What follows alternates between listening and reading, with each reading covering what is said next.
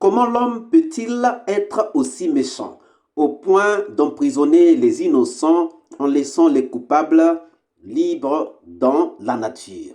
C'est l'histoire d'un certain C.C. Raphaël Abba que nous regardons aujourd'hui. Suivez.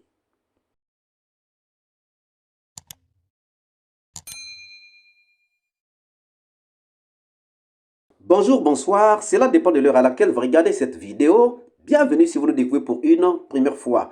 Encore un réel plaisir pour moi de venir devant vos écrans vous exposer les analyses de Soleil d'Afrique. Aujourd'hui, une fois de plus, nous sommes dans le procès des massacres du 28 septembre 2009, mais avec un cas qui fait mal. Un cas qui fait tellement mal lorsque la justice devient injustice, lorsque le coupable est libre et lorsque l'innocent est mis en prison. Chers amis, vous ne pouvez qu'avoir des larmes aux yeux. Nous vous laissons suivre l'histoire de quelqu'un et nous reviendrons pour en tirer les conséquences. Suivez. À la barre. Et le cas qui m'a envoyé à la maison centrale, c'est le cas du 3 décembre. Et je me suis acquitté par l'ordre de mise en liberté par le procureur Mounirou Serif. Plus de 2 fois, deux reprises. Monsieur le Président, comme la loi, personne n'est au-dessus de la loi. Je me suis dit, je me retiens. Et pour répondre à l'appel de la loi, c'est pour cela, aujourd'hui, je suis présent. Voici comment je vais commencer les faits qui me reprochent. Le 28 et le 27 septembre, nous étions en voyage sur l'abbé. Quand nous sommes partis en voyage, nous se sommes retournés. Le président de la République, avec son aide de camp, ils nous ont laissés, ils sont revenus en avance. Nous sommes venus en rang dispersé. Nous sommes restés maintenant en arrière. Mais nous sommes rentrés le 28 à 7h et quelques. Je suis monté à l'étage, premier étage. J'ai trouvé mon chef direct, qui est Aboubakar Toumba Zakiti, que je reçois l'ordre direct avec lui. Quand je suis rentré dans la chambre, j'ai vu coucher mon chef. Il était habillé en civil, du maillot complet. Mais il était adossé sur son dos, sur son lit. Mais son pied était sur la terre et sur le sol. Je l'ai tapé. J'ai dit, nous sommes rentrés. Il dit, mais sur la route, ils m'ont appelé que ma femme en étant de famille.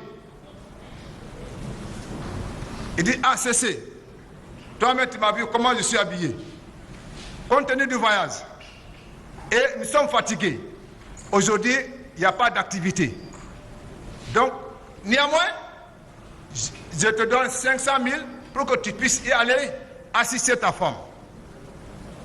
Donc, comme j'ai vu la position de mon chef, il assiste que je reçois les ordres en civil, parce qu'à la présence, je n'ai pas de repos. Quand il m'assoit, je suis avec lui. À tant qu'il n'est pas dormi, je n'ai pas de repos. C'est quand il se repose, peut-être à partir de 5 heures, j'ai un peu de repos. Et c'était la deuxième fois, je vois Toumba habillé en civil. Le jour de la fête de la Tabassiki, c'était le premier jour que je l'ai vu habillé en bazin. Le deuxième second, c'était le jour du 28 septembre. matin, quand j'étais de retour pour l'abbé. Donc j'étais fier. J'ai dit aujourd'hui, je vais vivre avec ma famille. Je vais me reposer avec ma famille. Parce que je n'ai pas de repos. Et encore, c'est un jour de férié. Je me suis précipité, je suis descendu à l'escalier, j'ai continué directement à la maison. Arrivé à la maison, l'hôpital n'est pas très distant de notre domicile. Je me suis rendu à l'hôpital. Le docteur a fait des soins sur ma tante qui était auprès d'elle. La somme que mon chef m'a donnée, j'ai pris 400 000, je l'ai donné pour les soins. Donc il a parlé, pour les perfusions. Compte tenu du fatigue du voyage, le lieu que je me suis assis et adossé, le sommeil m'a apporté. Parce que nous sommes partis le 27, sans manger, sans boire, et encore se retrouver. Arrivé à Mamou, nous devions manger, mais c'était très tard, tous les hôtels étaient fermés. Nous sommes rentrés faim. Donc, au moment où je me suis adossé, et on mettait le soin sur madame, le sommeil m'a dépassé, m'a apporté. De 14h et quelques jusqu'à 15h, prévision, c'est fini et nous sommes rendus à la maison avec madame. Arrivé à la maison, j'entends des bruits. Mes enfants me disent, ah, il y a un mouvement vers Koza. Je dis, ah oui, j'ai dit, peut-être c'est des grévistes. C'est comme ça que j'ai parlé. Après, mes enfants m'ont envoyé une note sur les terrasses. J'ai étalé, je me suis reposé. Encore, pour vraiment me reposer fermement.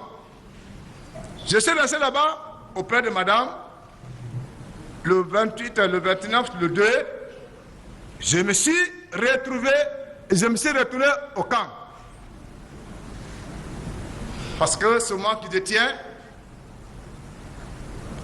la clé, les téléphones, même son arme, c'est moi qui détiens tout.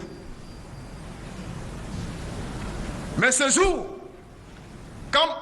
compte tenu de notre retard, et ils sont venus devant nous, avant d'arriver, mon patron a déjà gâté sa portail, parce que je détenais la clé. C'est pas la première fois. Une fois, un jour, quand on est venu, j'ai retardé un peu, en bas de l'escalier. Quand il est rentré, là, directement, il a tapé la porte, après, il est rentré. Donc, second tour encore, un jour, la voiture est gâtée sur la route de Bessia, Marseille au pont. J'ai oublié toujours la clé restée avec moi. Quand il est venu, toujours, il a cassé encore la portail. Donc, c'est pour cela, quand je suis resté en retard, avant qu'il vienne, il a déjà gâté la portail, il est rentré. Parce que c'est moi qui détiens ses téléphones, la clé, c'est moi qui prépare même son manger. Aucune femme ne prépare son manger. Il avait une confiance totale avec moi. Il avait une confiance totale avec moi. Aucune femme ne prépare son manger. C'est moi qui s'occupe de ses manger, de tous ces petits problèmes. Donc, voici vraiment le jour du 28 septembre, était ma position réelle. Au premier abord, pour continuer, et clairement pour la confirmation de la parole de mon chef direct. Vous venez donc d'écouter C.C. Raphaël Abba expliquer sa journée du 28 septembre 2009. Nous nous rendons compte, tout le monde se rend compte, tout le monde est convaincu, tout le monde sait que C.C. Raphaël Abba n'a jamais été au stade, C.C. Raphaël Abba n'a jamais été impliqué dans les massacres du 28 septembre 2009. Si C.C. Raphaël Abba se trouve en prison aujourd'hui, c'est tout simplement pour avoir été témoin le 3 décembre 2009 lorsque Toumba avait tiré sur Dadis Camara. Parce que c'est à base de cette enquête que C.C. Raphaël Abba avait été arrêté. Mais comment se fait-il que C.C. Raphaël Abba soit transféré dans le procès des massacres du 28 septembre 2009? Comment se fait-il que quelqu'un qui n'a rien à voir avec le massacre du 28 septembre 2009 se retrouve en prison alors que ceux qui ont des choses à voir sont encore en liberté dans la nature? Chers amis, il y a des gens qui ont des pierres à la place des cœurs. Et ce ne sont que ces gens qui peuvent se permettre de prendre des innocents, les mettre en prison et de prendre les coupables, les laisser en liberté dans la nature. Qui sont ces juges d'instruction qui ont renvoyé C.C. Raphaël Abba en prison pour cette affaire des massacres du 28 septembre 2009? Qui sont ces juges? Comment ont-ils apprécié l'implication de C.C. Raphaël Abba dans les massacres du 28 septembre 2009? Quelles sont les raisons qui ont motivé ces juges d'instruction afin que C.C. Raphaël Abba se retrouve en prison aujourd'hui? 14 ans déjà en prison. Quelqu'un qui devait être libre. Quelqu'un qui devait être avec sa famille. Mais aujourd'hui, il est obligé d'être en prison. Pourquoi? Parce qu'il y a des gens qui ont des pierres à la place des cœurs qui ont voulu ou qui ont décidé qu'il soit en prison. Nous interpellons tous ces juges-là. Vous juges, vous qui avez inculpé C.C., vous qui avez mis le nom de C.C. Raphaël Abba sur la liste des inculpés du procès des massacres du 28 septembre 2009, vous le payerez. Vous le payerez. La justice de Dieu, il y en a encore. La justice de Dieu, chers amis, il y en a encore. Oui, vous avez usé de votre pouvoir de magistrat. Vous avez usé de votre pouvoir de juge d'instruction pour condamner les innocents alors que les coupables sont en liberté. Quelqu'un qui devait être en train de pouvoir élever ses enfants est obligé de croupir en prison et ses enfants sont en train de vivre, d'être élevés par la maman seulement sans le papa. J'ai regardé ces photos, je suis tombé sur ces photos et je n'ai pas hésité de faire couler mes larmes. Je n'ai pas manqué de faire couler mes larmes parce que cette situation est très alarmante. Un innocent en prison, mais plusieurs coupables en liberté. Chers amis, ça ne peut que faire mal. Ça ne peut que faire mal.